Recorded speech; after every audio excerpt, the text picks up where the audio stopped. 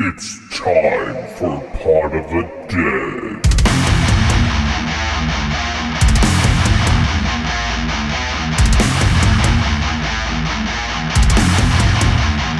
Join us.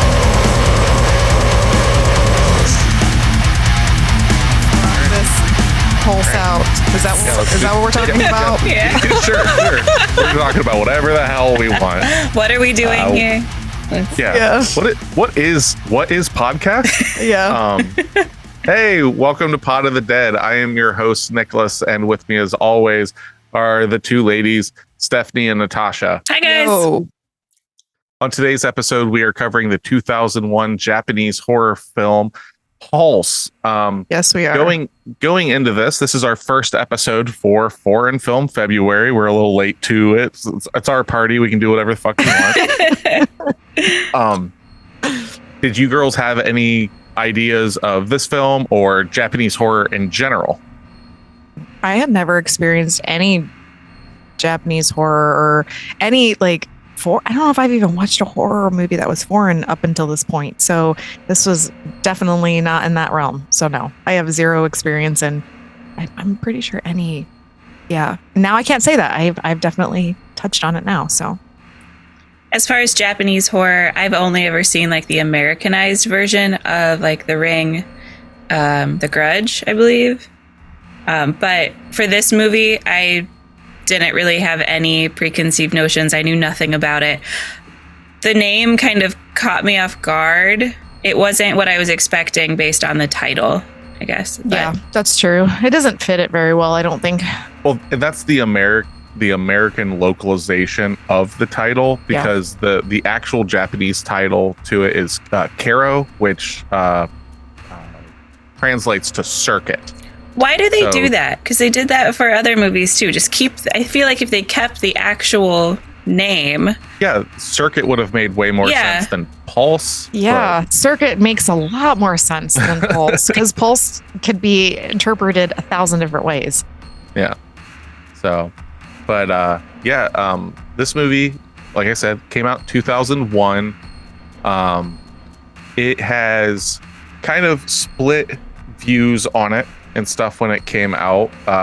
This didn't actually get much of an American release upon its initial coming outs and stuff like that. But let's see here. So Rotten Tomatoes gives this film an 6.8 out of 10. And yes, it does. The critical consensus says that it's a sinister, spine-tingling techno horror whose artistry lies in the power of suggestion rather than a barrage of blood and guts or horror shop special effects. Mm-hmm. So I believe I 100% agree with that. It definitely is a film of tension, and not to compare it to anything else, but considering low we tension did some homework. This one would be called low tension. Yeah. Spooky tension. Yeah. But there's a lot of cool stuff in this film that I really do like. But also here's some stuff that you girls might agree with, because I believe that I like this movie more than both of you. That would be probably very, very true. Probably you okay very. Over there? Yeah. Yep. Okay. Sure. All right. Yep. So Entertainment Weekly was critical of the film, writing that watching Pulse, you could almost die of anticipation, commenting that nothing in the 2 snail-paced hours comes close to a shred of sense. Yes. Yes. 100% yes. agree. Yes. Yes. The Seattle Times criticized the film's storyline and length, writing, While it's rattling your nerves, Pulse leaves your brain wanting more. And The Village Voice called the film at least a half an hour too long. Yeah. Which that's what I said. That's true. That's what I said right after watching it. There's a lot for me in this film. There's a lot that I like in this film. Most of I'm a big fan of atmospheric horror, and that's what the Japanese do in spades. It is loud. Yeah. Yeah, there's a lot of the sound design and everything in here is really cool. The only sound design I was not crazy about was basically any time that you are about to witness a ghost. So no spoilers here or anything, but this is like a ghost film and everything. But there's always like this like woo, like choir voice. Yeah, literally. And now that might be lost in translation in a way where like that might be very well like received in their culture. That might be their Hitchcock kind of like bring. So like that might be like well drenched in their culture and stuff like that. But for me, it just that comes off real hokey. But the amount of just like white noise and stuff in this film makes it feel almost claustrophobic at times, even when they're in these large areas. So that is probably one of the two things in this film that I give like really high grades on. Is the sound design and stuff was just fucking awesome in my book. So you have I'm glad you're doing that. So you have reviews from like American journals and things like that. Do we have anything from like the Japanese community, knowing that this is such a far stretch from like your traditional American horror movie? I've got one, and it's barely a review, but it's a ringing endorsement of this film from the Japanese director Takashi Miike, who Takashi Miike is a like hugely regarded horror, action, samurai, like all sorts of stuff. He's done some of like the most fucked up horror films that I've ever seen. He's also done some of the most amazing samurai films I've ever seen. He does anime remakes and all this shit. Like this dude pumps out so many fucking movies. It's insane. So with that in regard, Takashi Miike has said that this is the only film that has frightened him as an adult. Oh, wow.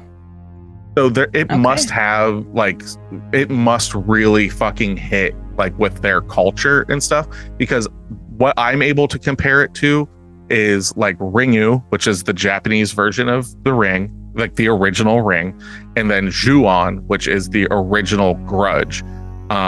So with how those films are, because they're also like The Ring came out a couple years before this. I had it wrong. I thought this one came out first, but the Ring came out a little bit before. I believe Ju-on's like right around this time and everything, and just kind of seeing how the Japanese view death and ghosts and stuff like that is such a change on like what we're used to and stuff. Because like without like giving anything away or anything, the ideas and stuff that this posits are very sad and very depressing. Yeah, that's true. About death and the afterlife and stuff like that, but it's not used in a way of like, we're gonna make this real sad. It's literally like the pondering of the afterlife, and we'll get into more of that when we get past spoiler territory. But those are the things like that I really do like about it, because it's not horror in the fact of like what I saw was so scary.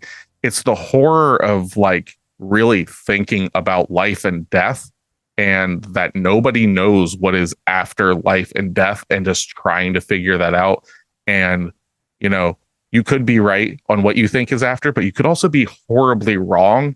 And there are some things that are really hard to sit with that could be eternity in a certain way.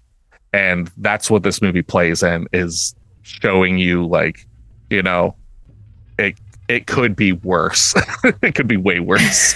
Yeah. Well, if the movie actually portrayed it like that, and it does, I'm not saying it doesn't, but like if it actually resonated in that area, like you liked it enough, it was entertaining enough, I think that storyline would have crossed over well, even the translation from, you know, because we just read it because we didn't actually do dubbing.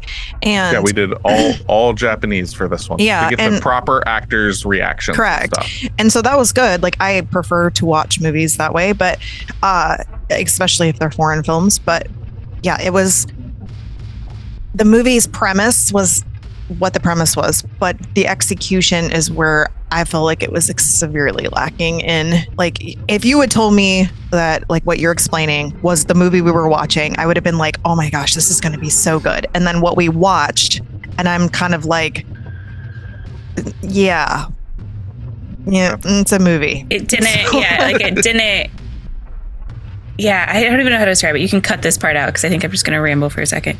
But what you said, we're leaving it in. Great. What you said was very like introspective and very like thought provoking. But in the movie, like Steph said, the way it's played out, it's boring, and it takes a lot to get to that point. I think, at least for me, I was confused a lot. I was bored.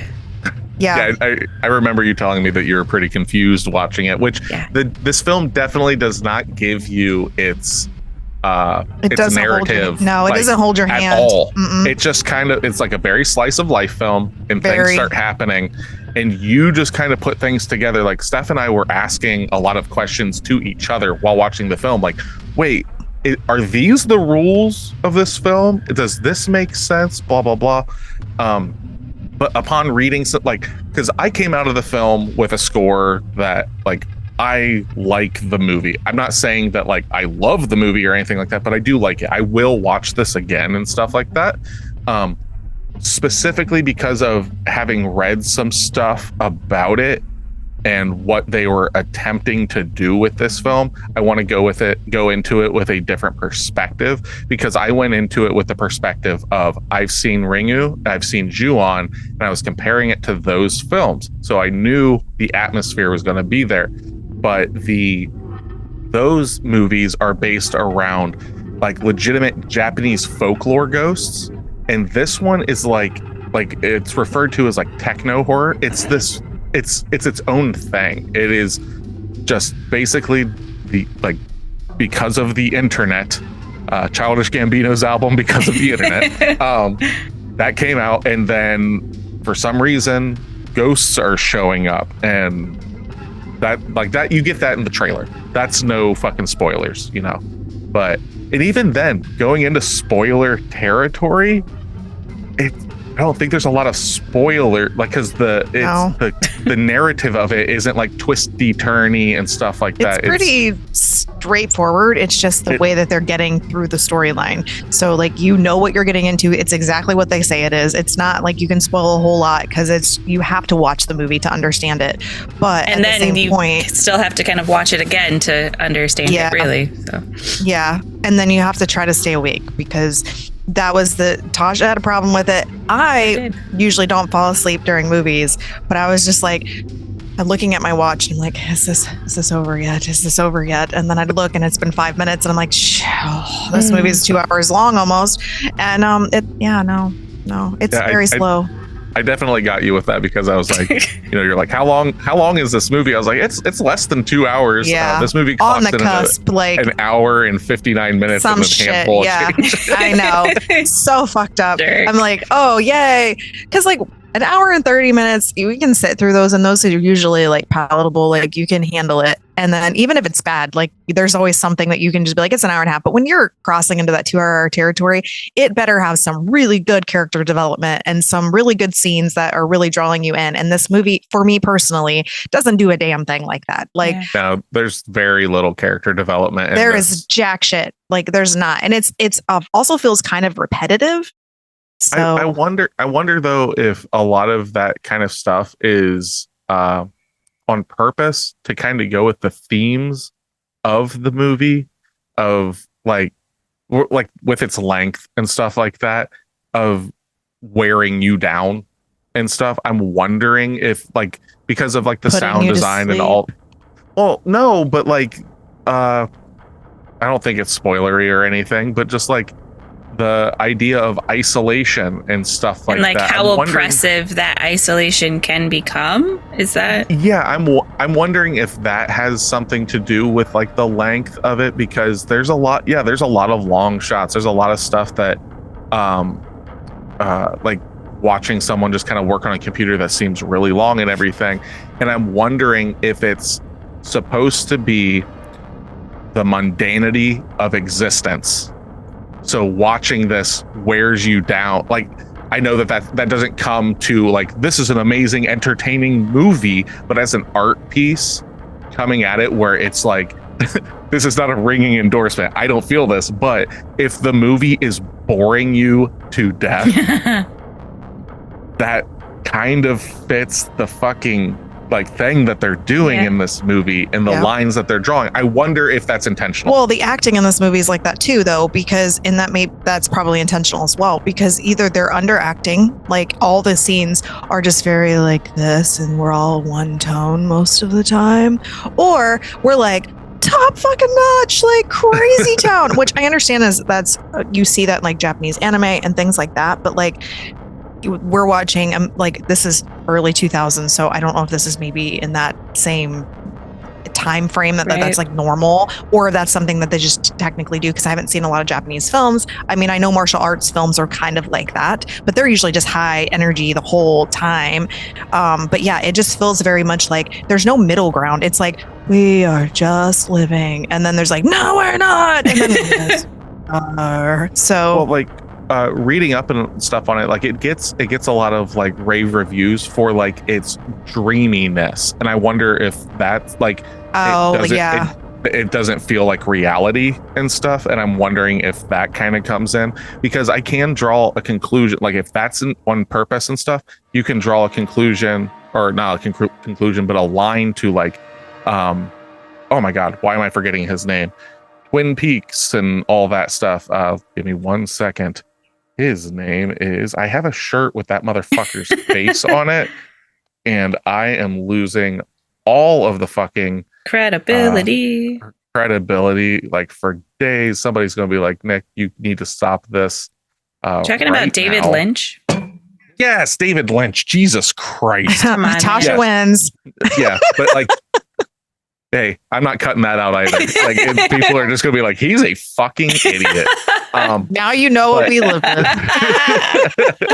He don't even have his face on a shirt. Jeez. Yeah, I know. David Lynch, though, has like this very dreamy quality to a lot of his stuff that it just doesn't make sense and everything.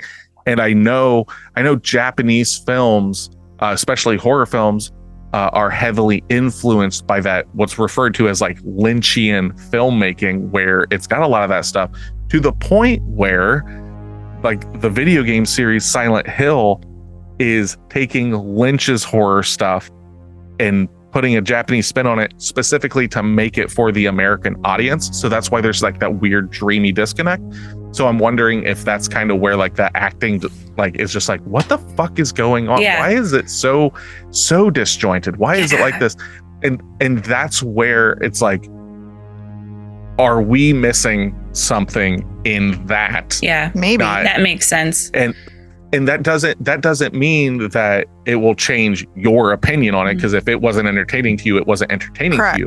But were these decisions made on purpose and stuff like that? And that's where I think so, considering seeing other people's like reviews of this, being here and having, this is the first time that any of us have watched this. So this was my first take into it as well. Seeing all that kind of stuff, I was like, okay, I think I went into this expecting one thing and got a different thing, and like kind of rerunning it through my head, just like, oh, okay, yeah, that makes sense if we look at it through this lens, and this makes sense if we look at it through that lens. I was just looking at it through the wrong pair of glasses, and I really had nothing to go off of with this. So then I was kind of sitting there the majority of the movie just trying to figure out what was happening, and it would take me like 20 minutes to figure out a scene that happened previously, to figure out like to get all of the components to realize what's going on. And it did feel very disjointed. But then I always go back to, since I don't fully pay attention a lot of the times, I go back to thinking imagine. It was so rough because, you know, like we're reading it, so I can't do anything else while watching the movie. Sometimes, you know, I might get on my phone and like, or like twiddle around while I'm watching it to like keep my focus at least on the dialogue. But with this, because I had to physically keep my eyes on the screen the whole time to read what was going on, I started to kind of fade out a lot of times because there would be such minimal dialogue for such a long scene that I'd start to space out and then think I missed something when something did happen. But in reality, there was really no like linear jump to what happened. Like Steph said, it would be like monotony, and then all the way up here to a 10, I would think that it built up to that 10. In reality, it just jumped, and some character just like had a thought and away we go. So that was very difficult for me. But I wish I had more to go off of as far as Japanese culture and Japanese cinema, because I feel like I'm going to do a disservice to like rating this movie, because I don't get any of those nuances. I get it was confusing and boring. No, but that's like true. That's fair though. It's very fair because, like, you know, for instance, like this podcast, we all have 3 different histories and influences through everything.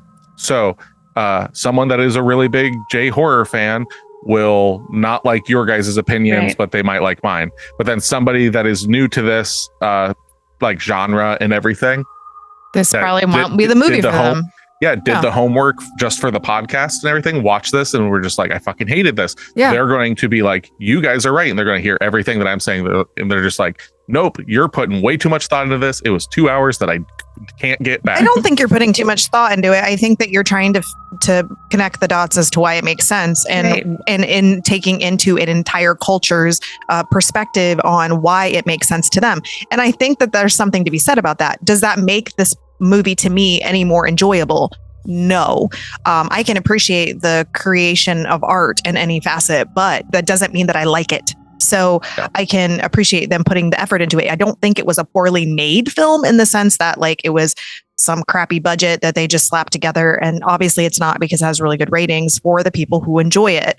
But it's just, it just doesn't resonate for me. And it has nothing to do with the fact that it's a different culture. It just has to do with what's on the screen and how much I related to it and how much I pulled from it. And I can pull some pretty deep shit from some deep shit.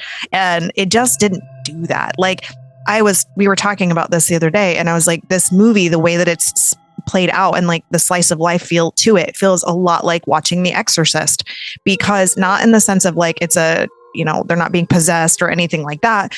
But there's those moments that are really high and they're very high tension. And then everything else in between is just watching people live their lives. And it's slow, and you're just watching the screen waiting for something to happen, and it doesn't. And that's exactly what happens in The Exorcist. That's why I hate that movie. And I don't like it. I would never recommend it. And I understand where this is coming from, because that was an American film. This is not. It still has that same pacing, I guess, to me. And like, that's why I just don't. And I still think some of the scenes in The Exorcist were better than the scenes in this movie too. But the high highs, because they were just very crazy and inventive. And this was, not supposed to be like that. So, yeah. So, Tasha, do you want to give us an overview of, like, now that we've been talking for a while? Forever. Like, what exactly Pulse is? It is a 2001 Japanese techno horror film directed by Kiyoshi Kurosawa. The plot centers on ghosts invading the world of the living via the internet. After one of their friends commits suicide, strange things begin happening to a group of young Tokyo residents. One of them sees visions of his dead friend in the shadows on the wall, while another's computer keeps showing strange, ghostly images. Is their friend trying to contact them from beyond the grave, or is there something much more sinister going on? And that kind of made me want to see this. I was like, that's something I've not seen in the sense of ghosts from the internet. As corny as that can sound, I think that they did a really neat, like, they did an interesting way of doing it. But yeah, like, we'll get into all that after. Yeah, I've got a lot of questions. Yeah. But I had a really hard time actually coming up with the budget for this film, because everywhere that I found, they wanted to smack the American budget on this, because of, in 2006, there was an American remake starring Kristen Bell, which I was pretty shocked about. But like all of these movies, the Ring, Ju-on, Pulse remake, all that stuff, they always had like this like strong female lead, like that. Was it Sarah Michelle Gellar, I think, is the lead in The Grudge, and I can't remember her name right off the top of my head, but the lead in The Ring is like a pretty Naomi Watts is the lead in that. So like they went after star power for the leads in those, and like Tasha and I don't know if you think this or not, Steph. I know Tasha does, and I believe this. I don't want big stars in my horror films for Right. the most part because I already know who they are and I have a preconceived notion. Right. I don't care either way. I think there's Yeah. an ability to have a draw if you're watching a horror movie that has people like Matthew Lillard. If he's in a horror movie, I want to watch it just for the sake of watching Matthew Lillard. But like if you're watching it and you're just going into it blind and you're like, I want to just submerge myself in the storyline, sometimes having a character that is played by an actor who is really well known kind of does that to you, because then you're thinking about like perfect example was when we watched 1408 and Samuel L. Jackson's in that movie, and every time I think of Samuel L. Jackson I think of Nick Fury. So like that's kind of where my brain goes, and then I have to come back down to earth and be like, nah, he's an actor, you dumbass. So he's not Nick Fury. He's a concierge right now. Yeah, exactly. Yeah, and that movie was pre him being that, I believe. Yeah. So yeah, you just kind of have to bring yourself back to reality. But yeah, I do think that people who are like just strictly horror actors, I think is fine, because like I think if you're watching, like, say that all they do is really act in horror movies and then they play in like 50 of them, you already know kind of you're going to experience with them because they're horror actors. So I think that would probably be a little bit different of experience than like having like a really big blockbuster budget guy that's, plays a completely different actor in a different movie. So not having the budget, I'm going to base the budget a little bit on its contemporaries and stuff like that. So like I said, it wanted to say that this movie was its $25 million American remake. Yeah, no. Everywhere I looked, it was saying that. I was like, there's no way.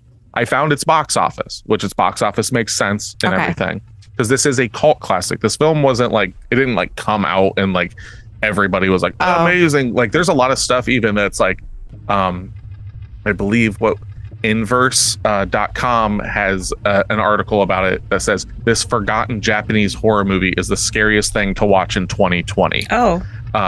Which, I mean, considering what this movie's about, I could only imagine watching this during the pandemic. Dude, That's true. Yeah, that's true. It would really, that's probably when it was most popular. Yeah. Yeah, like I guarantee. Just like how Contagion was super popular. All of those terrifying apocalyptic things. Yeah, 12 Monkeys probably. Like all those movies that are just going, oh shit.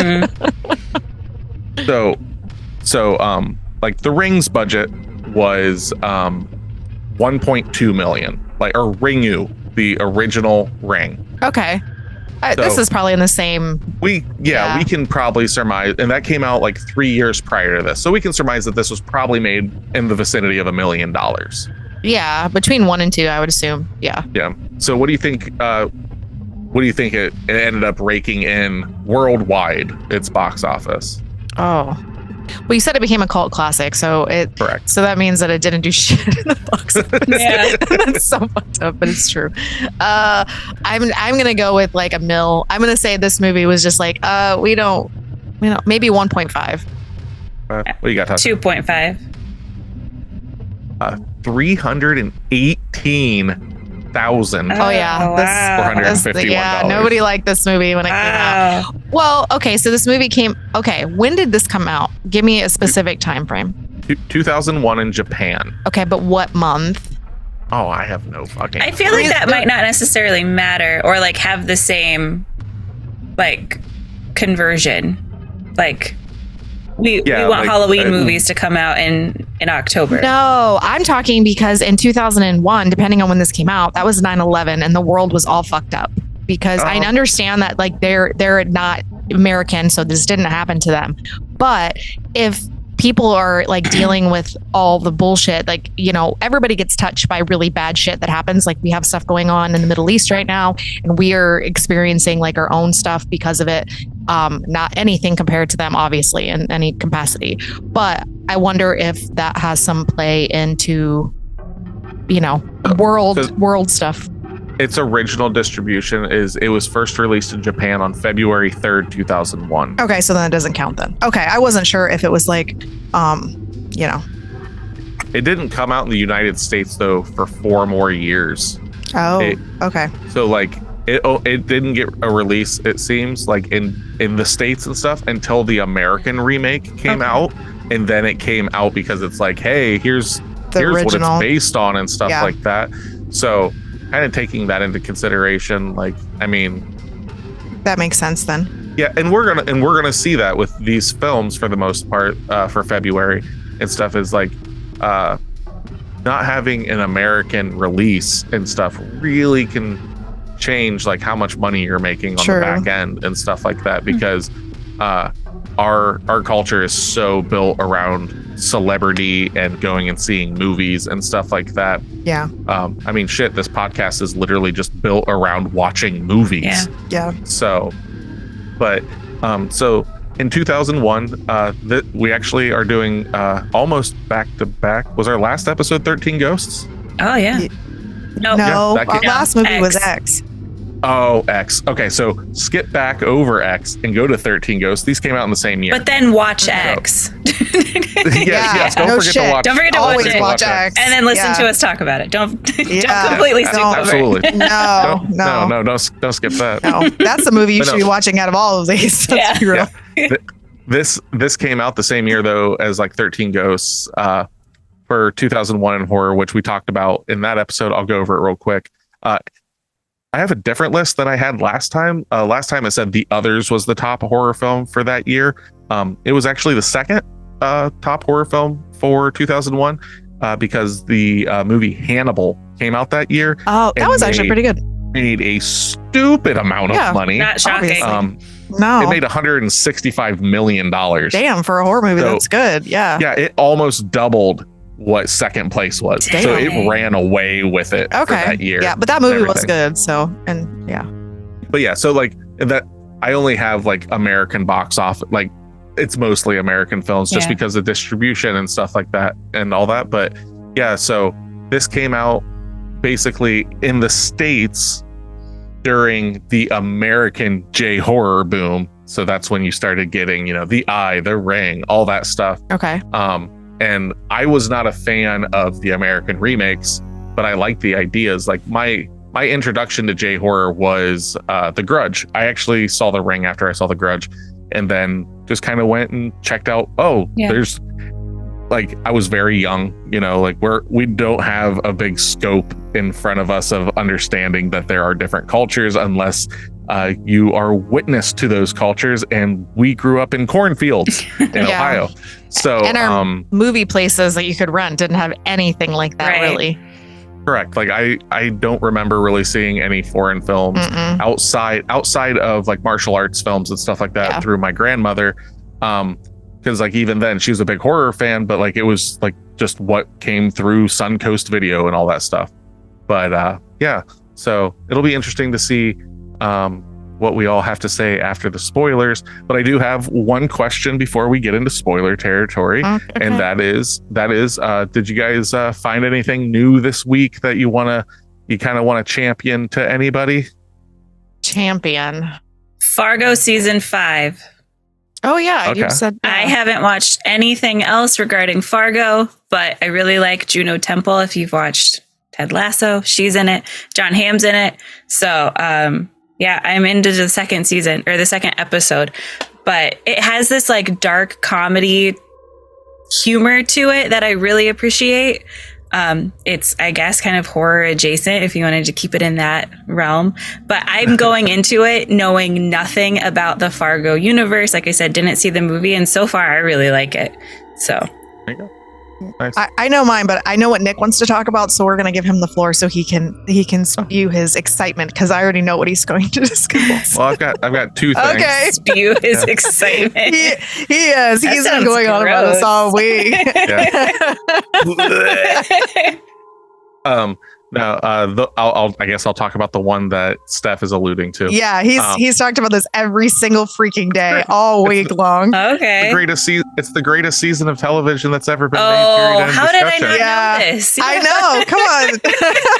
So I finally, Tasha. I know. Oh, I know.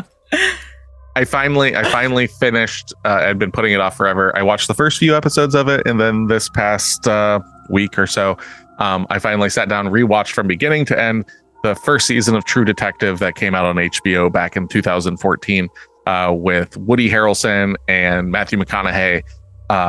It is a crime drama with a supernatural twist on it. Like I said, it's from HBO and stuff. It's 8 episodes, so it's about 8 hours. And it is, to me, some of the most riveting, engrossing television that I've ever watched. Dang. That being said, I'm not a huge TV person. Love movies. Yeah, not at all. So this is high praise. Yeah. But TV for me is like, I get bored quick. And this was fucking phenomenal. I know I'm kind of late to the party. Like I said, this is 10 years old at this point. What basically made me watch it is the 4th season just started recently, like the last month or so. And I was like, I might want to check that out, but I feel that I need to finish what I started. So I finished the 1st season. I started up a little bit. It's an anthology series. So each season is its own standalone story, and cops and they're detectives and whatnot. I started the 2nd season, wasn't too keen on it. I'm not here to waste time, so I jumped to the 3rd season. I'm almost done with the 3rd season. It fucking rules. But the 1st season's amazing. So definitely, if you got some time, don't watch it around the kiddos, because it's very graphic when it wants to be graphic. There's a lot of nudity and stuff in it, stuff like that, but it's fucking phenomenal. So definitely check that out. And then second thing I want to drop is the band Knoll, Knoll, dropped their 3rd album. It's called As Spoken. It is possibly, in the last handful of years, probably the darkest album I've heard in a long time. If you like your movies dark and spooky and oppressively, like, just concussive around you and everything, and just very intense, definitely check it out. It's for fans of people that like the bands like Full of Hell or Portal, which both those bands I really like. This is basically just the most evil, but not like Satan evil, like literally, like it sounds like a choir of, it's like a choir of demons made this album. Like, choir of demons. Okay, that's high praise too. Okay. Yeah. Okay. And Steph, we actually got to see this band last year, and Steph loved it. Oh, so Yeah, did I sat at the bar and watched the guys lose their shit.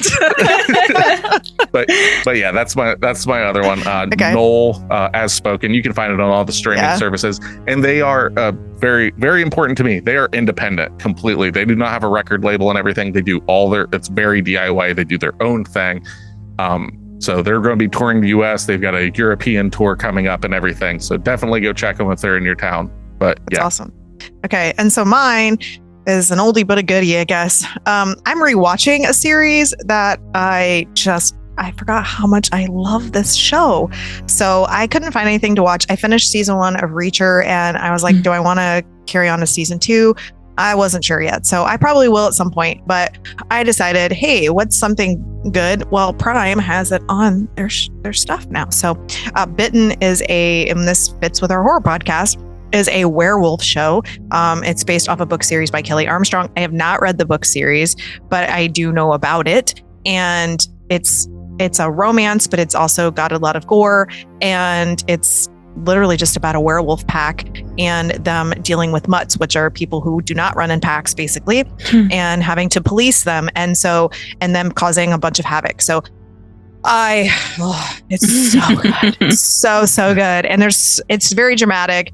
And it does have a really hard line of romance in it. So I think, I obviously like that. It feels kind of like a smaller, not as in-depth version of like the Vampire Diaries, but werewolf form in its own ways. So I really love it. And I rewatched the 1st season. I was like, now I remember why. And I will probably watch season 2. Season 3 is not as good, but I think it's only 3 seasons.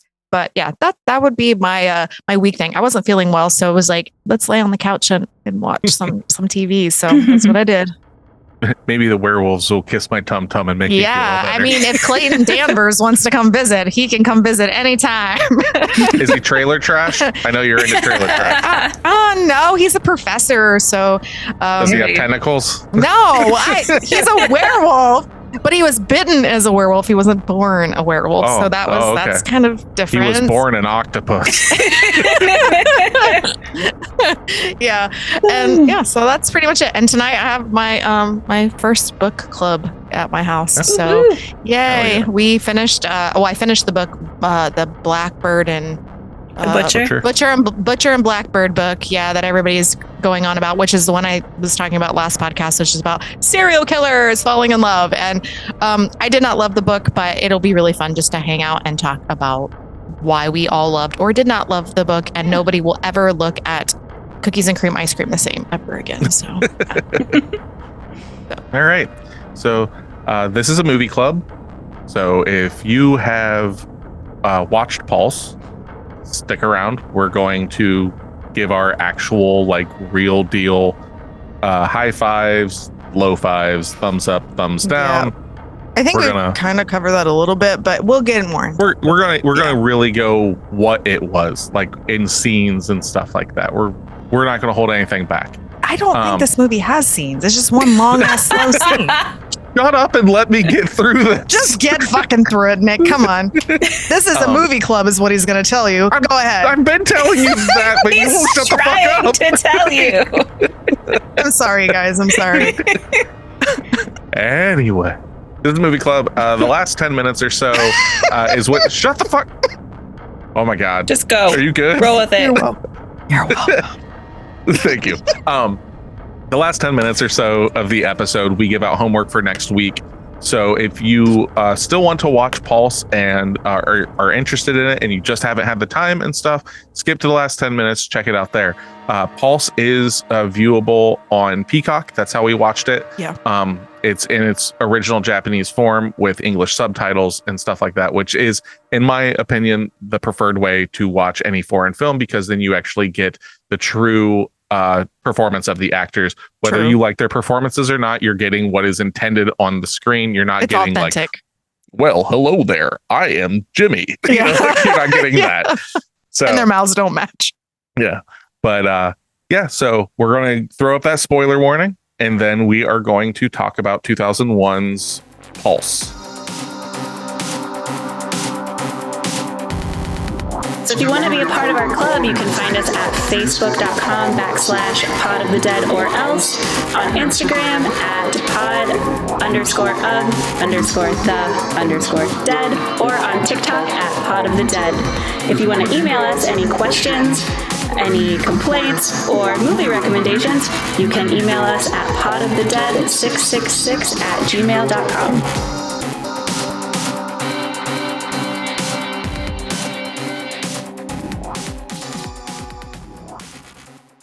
All right, let's see here.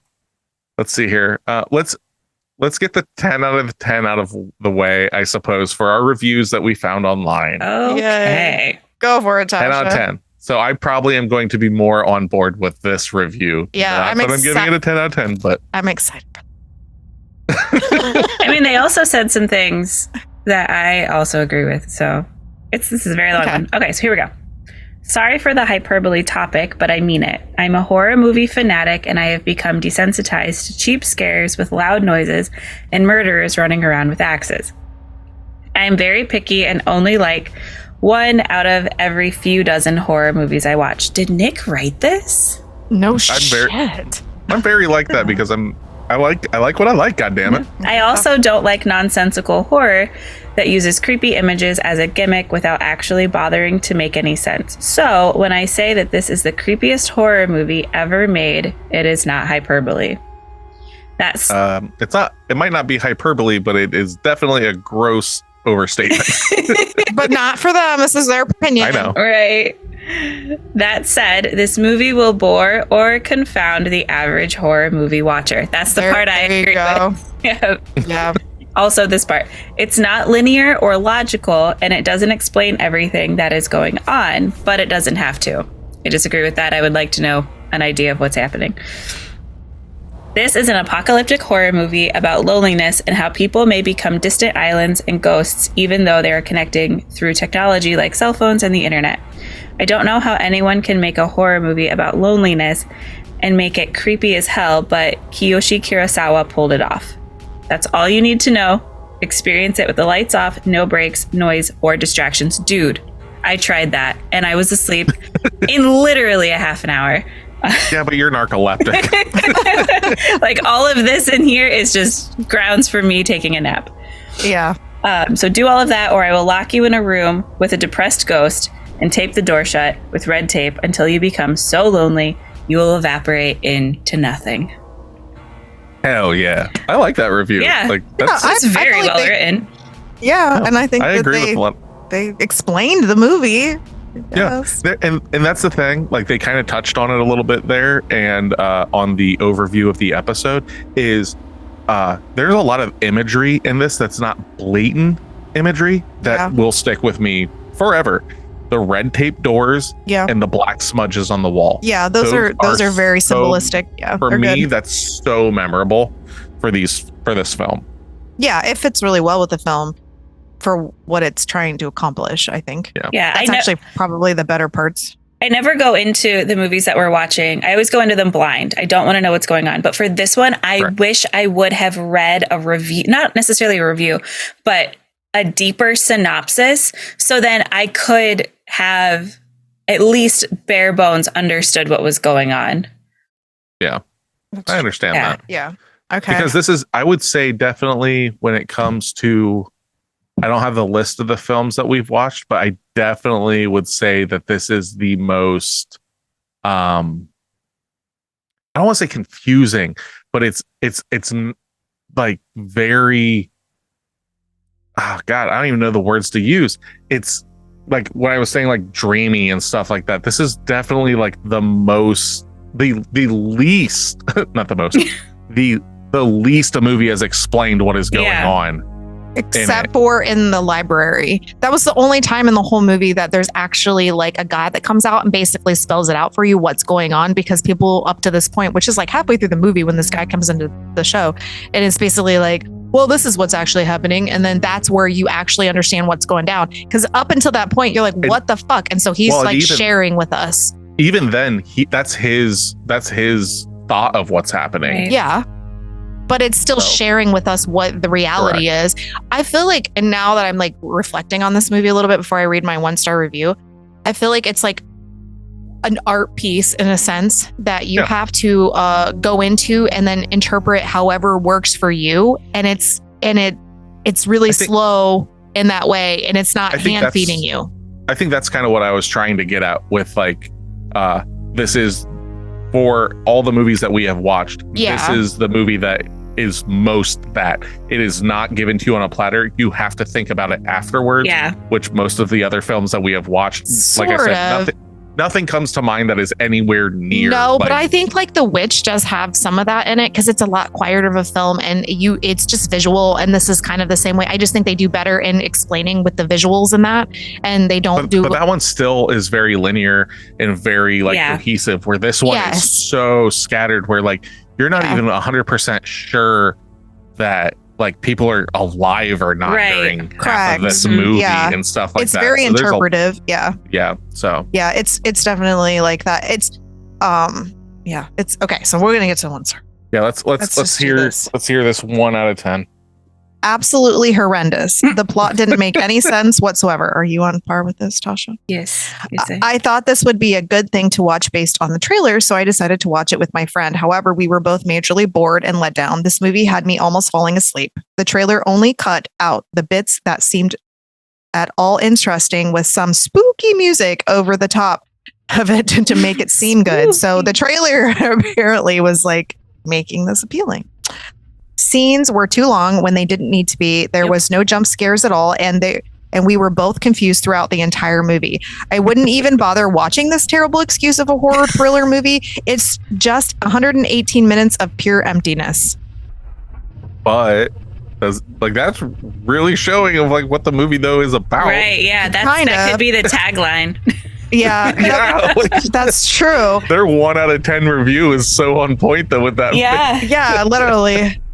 It's pure emptiness. It literally is. It's pure emptiness. They got the premise. They just didn't like it. Yeah, that's kind of how we are. At least I am. Yeah. The plot was terrible. There were so many things that didn't even make sense or even get explained. It was so jump cutty that I understand that they did that because the name is Pulse, so it would have to stop and start kind of thing. But This was just I a get poor that. way of representing it. Would you say that this movie has much of a plot at all in general? The plot Like- is the desolation and the loneliness. That's literally all Right. I It's like took a from it. conceptual plot. It's not like a spelled out plot. Correct. It's a concept. Yeah, there's no point A to point B. It is just No. this is happening and they are existing Well, in it. and the world is slowly like becoming less and less around them. So like there's less people and like it becomes more like you have lots of people in the beginning and then it starts being less and less as the time goes on. So it's kind of peeling the layers back and taking the people out of the picture. But then at some point, to me personally, especially towards the end, it was like, are we already in this other realm? Because the movie talks about how the ghost realm gets so full Yeah. that then it has to press into reality, which I don't like that premise. I think it's dumb. But I liked it. I didn't like that premise. I think it makes no sense to me, but I get like that's the rules of this, right? So Yep. so they're pressing into our world and bringing in their sadness and their their depression basically is what it comes Mhm. across, these ghosts that are lonely. And that's what my takeaway was. But part of me towards the end was like, are they already over in some other place? And they're, because there is nothing. Like it's very like, I don't know, it's just a very weird experience to watch. And like the beginning of the movie is the end of the movie. So you get to see like the whole storyline play. So I don't know. I didn't catch that.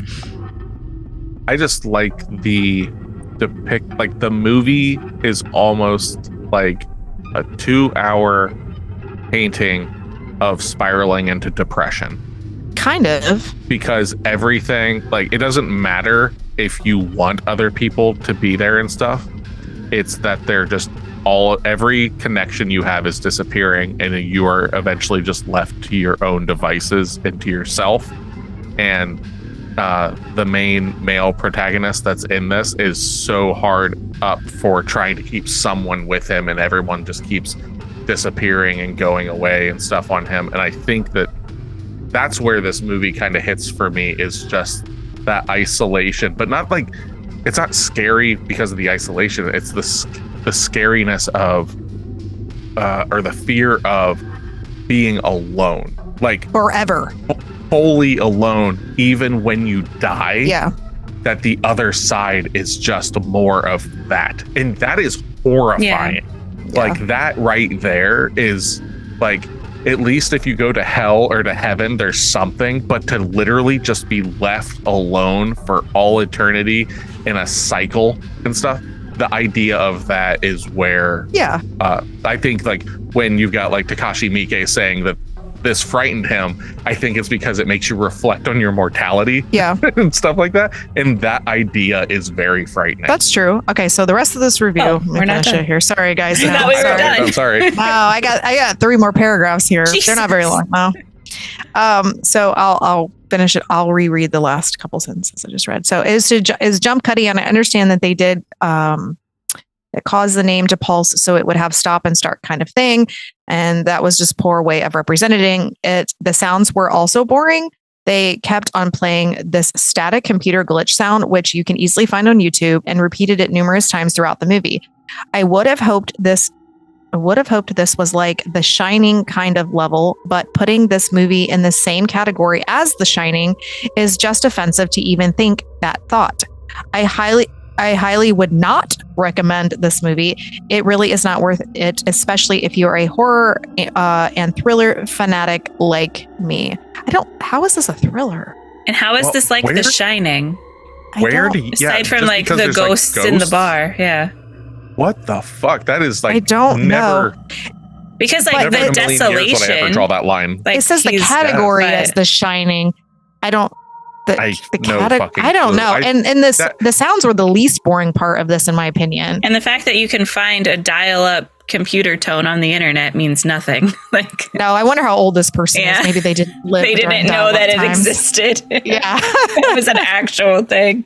Yeah. On top of that, they're talking about like the sound design's fucking horrible. That's one of my favorite things in this It movie. is. That's just actually the oppressive best. white noise. And Yeah. stuff. Because The that best noise part- is so anxiety inducing for some people. Yeah. Yeah. Yeah. I mean, some of it, like when they were actually dialing up, was kind of comical in a sense. Yeah. It's like we lived with that in the 90s and the early 2000s. But It threw me back to waiting 5 minutes to see boobs. yeah. Well, when they put the disc out, this was hilarious. They pulled the disc out to get on the internet, and Nick's like, "Oh my God, I forgot. This is like that time frame. We had to put discs in to use the internet." And I was like, "Yeah." And then it was like the whole dial-up thing, and I was like, "I do not miss those days." No. Yeah, I would say that this movie, overall, it was a hot mess for me. But the parts that worked. Like I agree with Nick when he was talking about like the ghosty things on the walls, like the smudges. I feel like that was really good. Like the computer screens didn't do anything for me, and like a lot of it, I just didn't know what to expect. And yes, the red tape on the doors did. But then when we went and I Googled it, and I was like, maybe this is like something in Japan, like a culture thing, like red tape has something to do with their culture. And from what I've looked, now I could be wrong, but from what I looked, it's just connected to this movie specifically. So it was just bringing up information about this movie and having red tape on the door. So I was like, maybe because like in other cultures, like they paint blood around door frames for like to keep protection. The bad out. Yeah, exactly. So it could be the same thing, but with tape instead of blood. You know, the thing was like the blood of a goat or something is what it was back in the day. So yeah, I don't know. It was a movie, and it had smudges, and yeah. So like for me, I am, let's see here. What's the way to put this? I like I said, I like atmospheric stuff. I like things not being explained to me and stuff like that. So the fact that it's more just the mood of not understanding what's going on because they don't. So as a viewer, I'm not going to understand it either. I'm okay with that. So they're just trying to grasp at straws to find out why their friends are disappearing, all this stuff. They're finding these smudges on the walls. There are some fucking scenes in this movie to me that are insanely heartbreaking and terrifying. The two that come to mind is, I believe it's Junko is the girl that she ends up seeing a ghost. Her friend Michi is like taking care of her and everything at her apartment, and she ends up falling asleep, and Junko is standing in front of a sliding glass door that's open, and they're like on a higher story of this apartment complex. She's like, "Oh, sorry, I fell asleep," you know, all this stuff. And Junko's just staring out, the wind's blowing in her hair and everything. She's very despondent. And Michi gets up to do something, and Junko kind of walks off to the left a little bit and goes behind Michi, like in frame and everything. And when Michi turns around, it's just a black smudge on the wall because she's seeing her ghost stand there in front of the window. But while she was asleep, she had already jumped out the window and died. So that kind of stuff, that people are just killing themselves because of the depression, of the isolation and stuff like that. And that, like, I was watching it and I was like, oh no, she's gonna jump. Yeah, she's that's gonna what jump. I thought too. She started walking to the side. I was like, oh my God, I think she's already jumped. Yeah, a lot of that was in this movie. Shows that smudge. I was like, that's so, like, the way that was done, it subverted what it was setting up. Like, it's just like, you're expecting this scene of seeing someone jump. Another time that I thought it was really effective, I can't remember which characters it was. It might have been Michi again, but I can't remember. But she goes in to like a storage room, and there's her guy for it's her boss, I think. Her boss. Yeah. She goes in there to talk to him. She sees him, turns around. It's just the smudge on the wall, and it just keeps saying, "Help, help me." Yeah, that was the best part of the whole movie, in my opinion. That's so it was fucking creepy. terrifying. That like the ghosts in this are not like trying to get you and stuff like that. They're literally calling out for help. The ghosts in the movie were the best part. Anytime that there was that scene, that was what kept me interested. And then it was strung together with a lot of nothing. But I mean, I guess that makes sense. My question is, go ahead. Oh, just real quick. The third, there's 4 scenes that come to mind. The third scene that comes to mind then is when Haru is sitting at the computer and she's watching this guy with a bag on his head, and he pulls the bag off of his head and he shoots himself in the head. Yeah. And then the computer kind of glitches, and it instantly is like if a camera is behind her watching her, and you're getting the view of a ghost that is in the other room watching her. That was probably, to me, the scariest scene in the movie, because I was just like, whoa, what the fuck? Like, the idea of being watched is always something with like anxiety and stuff that I've got, is always a fucking constant terror of like someone just watching me and I don't know. And then the other one is another one, I believe, with Michi, where she's out on the phone and there's a big silo behind her. It's shot in this way that the silo is just in the background over her shoulder, and then you kind of notice a form up top that's moving, and she doesn't even watch it happen. You just watch this fucking person jump off the silo and fall and smack into the ground. She turns around, sees it happen as it hits, and then it becomes a smudge. And all of that kind of stuff is just, I thought the atmosphere of depression and isolation and stuff, like, I really liked. And that was really well done, I think, because there was no sound involved with that too. It was as if you were watching it in real life, like as if you were watching it as a video or whatever. And that was really chilling. That was the scariest part for me. That and the initial time that you see the image in the computer screen at the beginning. But what I was going to say is, my question, when it revolves around the ghosts and the smudges, at some point they cut to and you see the image of the ghost, and then at some points it's the smudge. Now I'm wondering what are your thoughts, or is there any context that I just missed about when it is an image versus the smudge? Is the smudge always there and then certain people are seeing the image, or is it right after they commit suicide, they're there for whatever reason in this location, not necessarily where they died, and then they dissipate? I have no idea. I think it's that's always the smudge, and then the ghost that they're seeing is when it wants to show itself, as it were. But I think of the smudge as almost like a grave marker, in the sense of like, this is where something happened. I would agree with that. But the ghost component of it, I don't understand. And then that makes what me... was that? Sorry. That confuses me then when you go back to Junko and Michi, where I was wondering if she had jumped. But since it was kind of something that you just had to take into, like, you just kind of formed that thought, that was confusing to me of, okay, where did she die? How did she die? Because if she did jump, like it's alluding to, why would her smudge and why would her ghost be in the room? And maybe she didn't, because I think later on when we see Haru kill herself and stuff, there's just a smudge laying on the ground, but her body's gone. Yeah. So that's where like that dream logic comes in, where it's more the idea of what you're looking at, not that it is to be made sense of. It's more the symbolism, I believe, of being gone for me. Yeah, it kind of does remove you from that reality, because somebody does die there. They don't do anything with the body, and then the body just randomly disappears. So like there is a piece of that.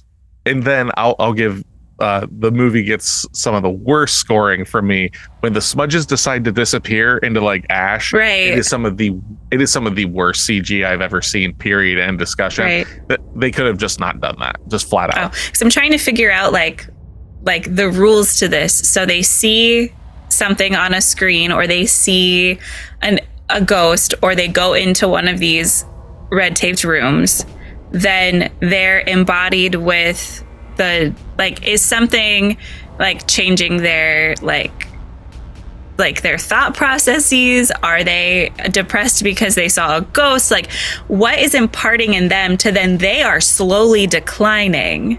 If there's something about like this like predatory ghost and these predatory rooms.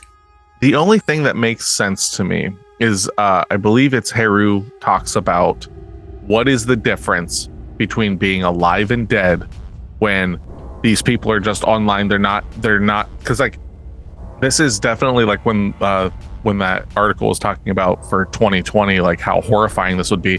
You're getting no human interaction with anybody. Yeah. So when you are completely isolated, when you are completely alone, how is that any different than being a ghost? So what I see it as is that these people are being confronted with the afterlife, with these ghosts. They are already predisposed to being isolated, extremely sad, lonely, and they are basically coming to the conclusion of what's the difference? Why shouldn't I kill myself? Oh, okay. There's no difference in the afterlife. That's how I kind of read it. I agree. Which is not a fucking not a happy thing No. at all, because there's no reason you would kill yourself knowing if everything at the other side is isolation. But if you're already isolated and stuff, it's like, what's the fucking point of it even could also trying? be, what's the purpose of life? Like, okay, Yeah. so I live my life and I go through all of this stuff and I'm dealing whatever they're dealing with, because they don't really allude to a lot of that. And then they're like, what does it matter? So I'm just going to end it now. Like, I'm going to be living the same thing anyway over and I'm over. going to die again. eventually anyway. So Correct. what's the point of putting it off? Yeah. Which is so fucking depressing. Yeah, but the thing is like that concept, right? Again, just going to reiterate this. Sounds cool just to watch in a movie. The problem is all the other shit that's in this movie. Yeah. All the watching, who is it? Kawashimi, boot up his computer and click through windows. Yeah, stuff or like that. going in that room going to the college and just being in that room just fucking around, or like it's just the scenes that were, say they were 5-minute long scenes, right? Which they're probably longer than that realistically, but if they were 5-minute long scenes, they should have been half that length. Like that, the majority of all the scenes should have been cut to that degree because of how just monotonous they were rolling. And again, we talked about this, like that's probably the purpose of this movie. Like it's supposed to be slow. It's supposed to, It basically makes you want to die. yeah. I mean, not literally, but yeah, it like pulls you down and it basically saps the energy out of you. Right. So maybe that is the purpose of it, but I don't like that. Like it's not for me. That's correct. That's the biggest thing. Like this is not a movie. Like I sound so elitist and fucking nose up when I say this kind of stuff, but I do mean it. This is a movie that makes a lot of sense in this sense, where this is not to be watched as entertainment. Right. This is to be watched to appreciate and to criticize and to dissect. Yeah, we watch a lot of movies like that, I think, and like this one is just heavier handed. Yeah. It's the difference between somebody liking Frank Sinatra or somebody liking, Noel. They're both music, but people have a different appreciation for different things, and if that's not your taste, that's not your taste. Yeah. So that's the difference. Is like, no movie is made for everybody. Agreed. Because those movies to me are the boring ones. Like your Disneyfication of everything. It's like, let's check all the boxes to try to get everybody in. And I've said this before. I believe I said it on a Gaiden episode, where when you try to appease everybody, you appease nobody, because you're half-assing so many different things that like you're not giving anything a full focus. So this film is full focus for one specific thing. True. If you're not into that, you're not gonna fucking like it. True. It definitely has. Go ahead, Tasha. Can we talk about the dots on the computer screen? Yes. Yeah, we can talk about it. So I don't get it. The only thing that I can think about with this is, are they supposed to be the souls trapped in the computer? So when Haru is talking about it, she says that it's a simulation that kind of it's not real, but it's simulating people and how they interact with things. So if they become too close, they both destroy themselves. But if they go too far apart, they'll pull each other closer because they don't want to be isolated. Right. So it's supposed to be the simulation there. Well, then this is where the internet aspect of it comes in. So then some of them start blipping in and out, and they don't understand why they're blipping in and out. And I think that that's supposed to basically be the signifier, as that's like a gateway of how I don't understand by any stretch of the imagination. I'm not even going to try to say that I do, why the internet is helping ghosts through. Well, they talked about that briefly later on. Oh, did they? So there was, I don't know if it was like a flashback or what, but somebody was talking about the Red Room, like the original, when the room got taped up in this factory. And then that crane came through and broke that room apart. And this was the really interesting part. They broke the room apart and then it just like shoots to the like, I remember the modem. like the phone cord jack or the phone cord thing for the wall on the floor. So I don't know if it was like the ghost then was like free and got into that somehow. That's what I took it as. It was kind of like this cheap take on this is how they broke free and got into the internet. Yeah, I know they talk about like, you know, like the gate is now open kind of stuff and everything. And I wish like when it comes to like something that they could have explained a little more of, I wish that I understood that because like you're using this the idea of that the internet is somehow allowing ghosts to travel into our world, but like that's it. Like they explain nothing beyond that. Like that sentence is it, and it's like that doesn't do it any service because like okay, but why? Right, like, and it looks like some are trapped almost in the computer reliving this scene while others are out in the world turning into smudges. And now maybe they explain that more because there are 2 sequels to this film. Oh God. And everything. Japanese sequels to this film? Yeah. Yes. So maybe they explain it a little bit more there. I might entertain the fact of checking it out in hopes that it explains a little bit more and stuff. But I'm not gonna subject you fine ladies into that. But I will subject you to other things. But no, like, so it just left me with a lot of questions, and I'm the one that usually doesn't give questions. Like, this is what's happened. Okay, cool. I don't care if it doesn't make sense. But I think because these scenes were so drawn out, it gave me time to be like, to like sit and think. To try to just like figure out, because if it's fast paced, then I don't have time to really think deeply about what's happening. With this, I did. And then it's those, like I said earlier, where it's like, okay, what did I miss? I clearly had to have missed something because this is making no sense. This isn't linking. And this is not a endorsement or not on it, but it's that whole thing of, is that on purpose? Right. Yeah. Like it like whether that's for the better or the worse, it's like, is the intention to be vague, you know? So correct. I don't know. Yeah, I don't like sitting for 2 hours being confused. That's not fun. That's true. So with that, do you girls want to get into your reviews? Because like there's, like I said, there's not a lot to like spoil. So like you already explained all the parts that were the exciting parts, and that's literally the only exciting part. So it's like, well, there's nothing really else to share about the movie. The movie ends. She gets the who was it? Michi gets on the boat with Kawashima. I thought Michi died. No, Haru died. Oh, that's right. Haru died. You're right.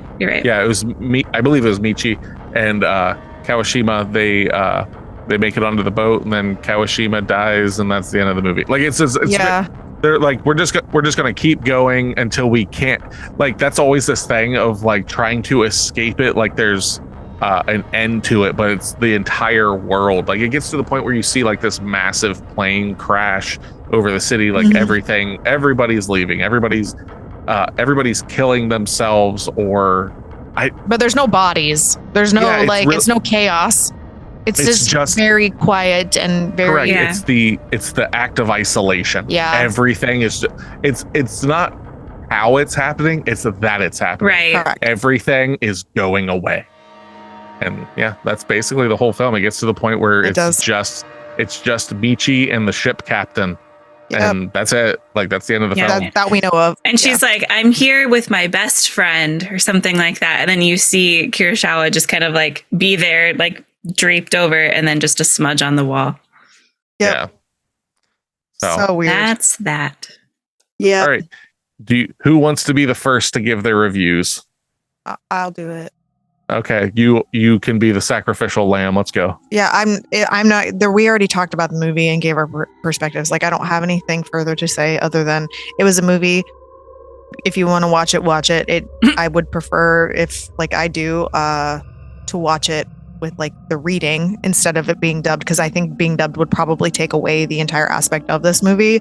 So because you're going to be hearing like English people speaking probably, and just don't do that. So yeah. Michi, come over here, Michi. Yeah. I have to show you something. Yeah, there is something to be said about that. I couldn't follow the characters for half of it. Like I was like, I think that's who that is. I don't know. I'm terrible with names. I don't get. I have a list of names and pictures in front of me. I don't want to put it on that I've memorized these names. Yeah, well, I had to get it up because I didn't want to butcher their name. Correct. And so like I don't remember anybody's name at all, not one. But I'm also really bad with names. You like the J-pop star? You thought he was handsome. Yeah, with that hair. Yeah, Kawashima. Yeah, he did, and he was one of the characters that had like really high points in his acting, I guess, and compared to everybody else. But anyway, I'm just gonna say that I would personally not recommend this movie. I would not watch this movie again. I would not recommend this movie to my kids. It's not for me at all in any capacity, and it has nothing to do with it being international. It was boring. So boring. So boring. Did it bore you to death? Getting there. Yeah. It did its job. It did. It was so boring. And I was with Tasha, like, it doesn't make sense a lot of times. And you're kind of questioning it. I mean, I followed along pretty well, but like, it wasn't interesting enough to even care. I know that sounds terrible, but it is. So I gave this, because I'm being nice, and I'm prefacing it by saying that I'm giving this a 2-star, like out of 10, because I'm like, I would not watch this. I would not. And I'm tired of being really nice about movies just because they have a different intention when I'm bored out of my fucking mind. So no, I'm not doing it. I'm not doing it. So that's fair. Okay, Tasha. That's actually lower than I thought. I thought you were going to give it a 3. But. Now, I was considering it because like we were talking about it. I'm like, oh, this is hyping me up. Maybe this. Yeah. I'm like, fuck that. No, I'm not doing that. I'm giving my initial review because that is what I wrote down, and that is how I felt after I watched the movie, and that is the most legit way of understanding my perspective. So, we got Tasha. The only good parts were the ghosty parts. Yeah. So with that being said, I'm just going to make it very short. We've talked about everything else. I couldn't follow it. I didn't know what was going on. I fell asleep. Yeah. The first time this year. You fell asleep during Evil Dead 2. That's so don't true. even. Yeah, but she's been doing better this year. She was so good. She's doing good. Yeah. I'm giving it a 3. And that was what I thought, finishing it up. Yeah. The ghosts are so well done, but everything else, no bueno. Okay, so yeah. I'm here to break the curve. So you don't break it enough to make it passing, but go ahead. No, that's not my point. I mean, by no means. Like, we're going to the score of this after everything is going to say you're more than likely not going to like it, right? Yeah. But that doesn't mean that you won't. It's not I would not say this is a bad film by any means. It's just not for. Right. It is not for everybody. It's very few people, I would say. You have to be very open-minded. I'm not saying that you girls are closed-minded, but you literally have to go into this taking it for what it is and with zero expectations. But no, if you do that, you're going to have zero idea of what's happening. I agree with Tasha. I think you should have an idea of what you're going into and preparing yourself for that. That's not what I'm saying. Oh. What I'm saying is going into it with no expectations. I'm not saying not understanding it. I'm saying not expecting it to be good or bad or to get a full narrative or, this is going to be this, that, or the other. Just expecting it to be a thing. That's all I'm saying. Yep. That being said, there's a lot that I really liked. The CG was terrible, though. I really liked the ghost stuff. I really liked the underlying narrative of isolation, depression, suicide, all that kind of stuff. Do I like that stuff? No, but I think it was very, very well done. In the sense of I jokingly kept saying are you bored to death? But realistically, I kind of think that's the point of it. It's supposed to make you feel like that. It's wanting you to do that.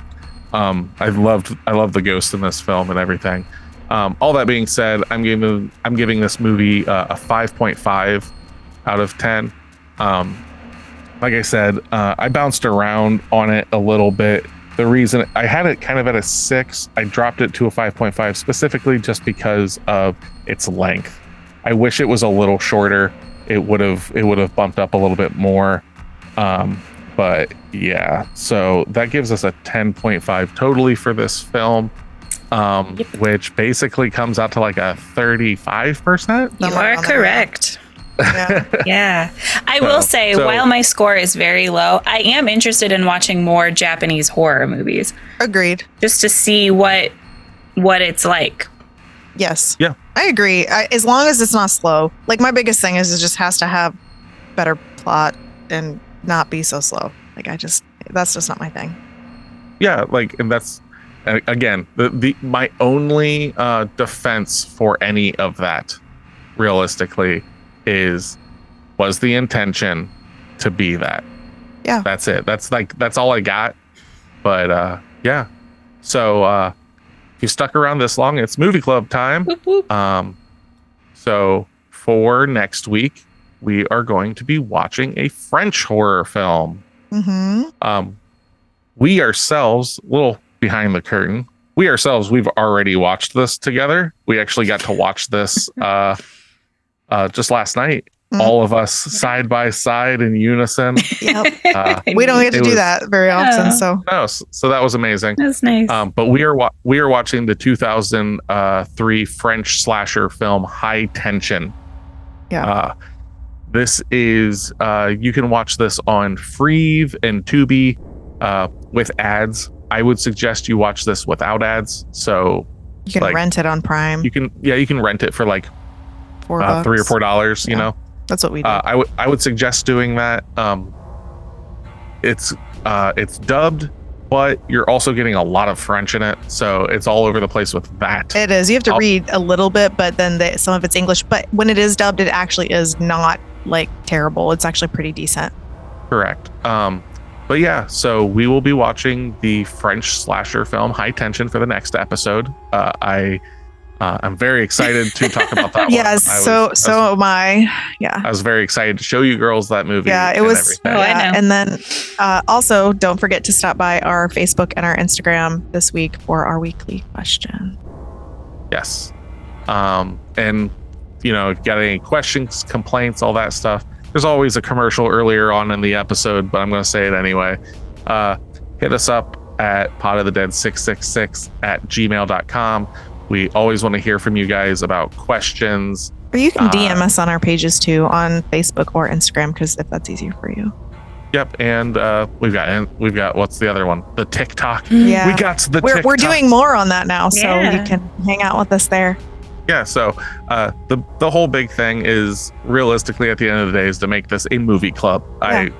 I want to watch movies and talk about movies with you. Yeah. And I want to hear not just us. Yeah. Right. I want to know your guys' perspective. Yes. Correct. Why you love this film. Correct. Why you hate this film. Yeah. What this film did to your family. Yeah. And if we're posting a video about a movie that we've watched and we've rated it and stuff, you guys come on there and tell us what you rated it. If you guys have seen it. So we want to know. We want to be like, oh, maybe somebody else is agreeing with us. Maybe somebody's tell not. Us how horribly wrong we are. Yes. Yeah. Yeah. We usually, not all the time, but we usually have vastly different ratings. Tasha and I have been on par pretty much for a while here, but most of the time we're pretty up and down in terms of what we like. And I'm sure whoever's listening to this is too. If you watched or listened to, our episode from last week, X, that was one of the ones we were all, riding the coattails of amazingness, but it doesn't always happen that way. So we are, especially in like this movie. Yeah. And we've got a couple, we've got a French film, and then after that, we've got one more foreign film, and then we'll be out of foreign film February. So the whole point of this month, though, is just to kind of, dip our toes into something that is just out of our comfort zones and stuff, and really see horror around the world. Yep. So yeah. Any other things you girls want to say? I don't think so. No. All right, let's get the fuck out of here. So For Pod of the Dead, I'm Nicholas. I'm Stephanie. And I'm Tasha. Come back and listen to us, or else.